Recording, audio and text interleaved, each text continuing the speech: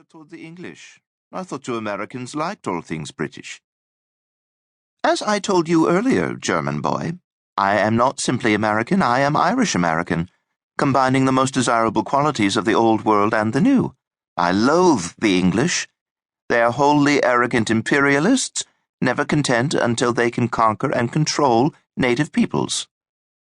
Like the Irish, I suppose. Yes, like the Irish. The Indians, Egyptians, Palestinians, the list goes on. Even where they have permitted self-government, they maintain a royal governor. The warm beer and warmer sun had further loosened Maggie's rarely timid tongue. They are parasites, imperialist parasites. Here is a tiny nation of, 50 million? Yet they rule the world. Not for long, Kurt said, drawing a chuckle from Arne. He leaned closer to Maggie on the blanket. You are very wise to come to Germany and to study our language and culture. Germany is now the dominant power in Europe. Our Führer is a genius. Perhaps, but he has such a funny mustache, teased Maggie, eliciting snickers from Addie and Constance. Kurt and Arne traded glances. He reminds me of Charlie Chaplin. Chaplin is English, is he not? Kurt teased back with a smile. Damn him too, Maggie said, tipping her bottle back and taking a gulp. Herr Hitler has worked a miracle in Germany over the last 5 years. He puts our people back to work, he strengthens our economy, and he is rebuilding our military power as well. And according to the newspapers, Maggie replied, he now hopes to annex part of Czechoslovakia, right? Kurt cocked his head as though surprised. Only the ethnic Germans living east of the arbitrary border created after the war. Uniting all true Germans makes the future for Germany very attractive. Kurt paused, catching Arne's eye. Just like our lovely guests. A toast, then, to the ladies, Arne said, raising his bottle and clinking it against Addie's. Arne's toast changed the tenor of the conversation, away from world politics and onto more immediate concerns. How long is your course of study? Arne asked Addie. 4 weeks, she replied. Then we plan to travel about Germany and see more of your beautiful country.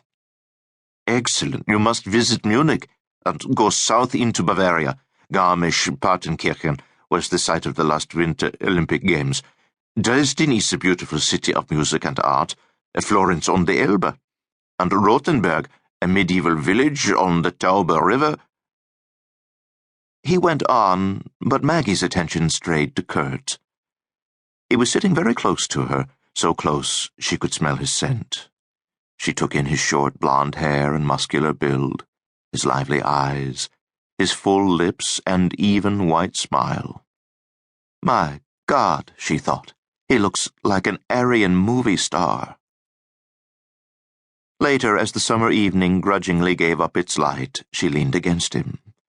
He put his arm behind her, their shoulders touching in the dark.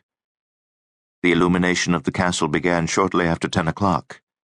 It was a summer tradition in Heidelberg, dating back to the early part of the century.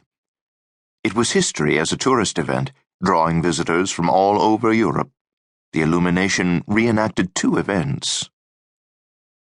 The first illumination in 1613, Kurt explained to Maggie, was staged by Prince Elector Frederick V to honor his new bride. How romantic, Maggie cooed, as the red flares surrounding the castle grew in brightness, bathing its stone ramparts in crimson light. She was English, he whispered in her ear. Slut, Maggie smiled in the darkness. Kurt resumed his narrative. The second event was more tragic. The French destroyed the castle during the 9 Years' War, blowing it apart with explosives and then burning it. That was in 1689. Fortunately, the French have been more reasonable lately. As the red flares faded, Kurt encircled Maggie's waist with his strong arm and stole a kiss. Maggie liked it. I'm glad you're not English, she said. So am I. He laughed. Maggie and Kurt spent more and more time with each other as the summer days passed.